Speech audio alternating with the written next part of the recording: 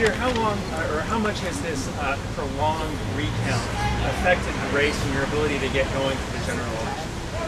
You know, I think that both Doug and I were surprised at how quickly it went, and we owe the clerks, the court system, and the hundreds and hundreds of volunteers a huge debt of gratitude for doing it so efficiently and so quickly.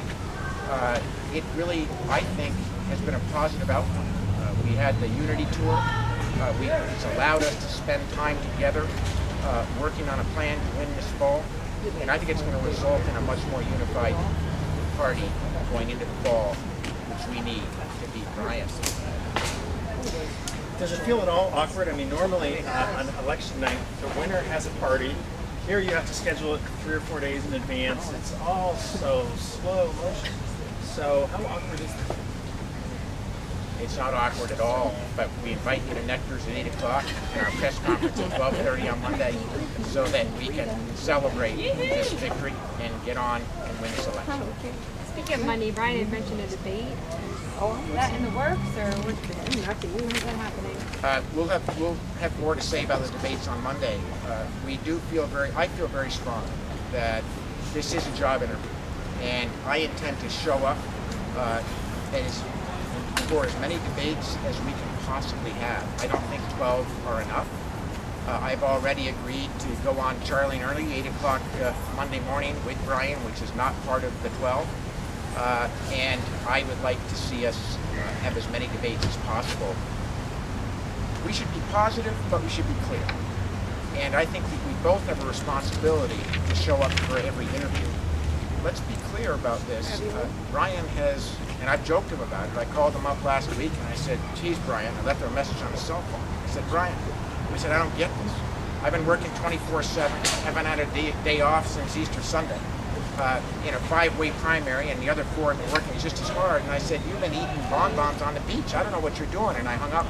And he called back a few minutes later, and we had a really nice chat about not only the primary, but the general. But, you know, Ryan has been, so far, an invisible candidate.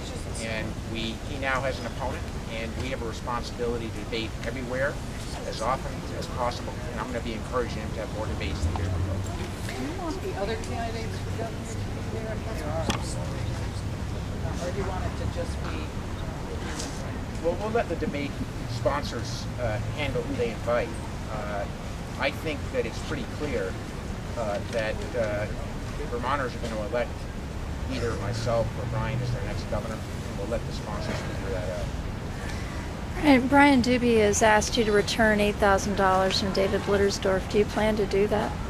You know, I'm incredibly proud to have the support of David Blittersdorf and Shane. They have created hundreds of private sector jobs while Brian was presiding over an administration that lost over 10,000 private sector jobs. So Brian's company,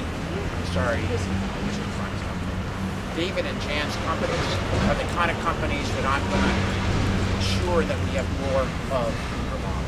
Great jobs, high wages, good benefits, and I can't imagine why he would attack a strong and vibrant business leader in Vermont who has a track record of creating jobs at a time when he claims he wants to create jobs. It just seems rather illogical.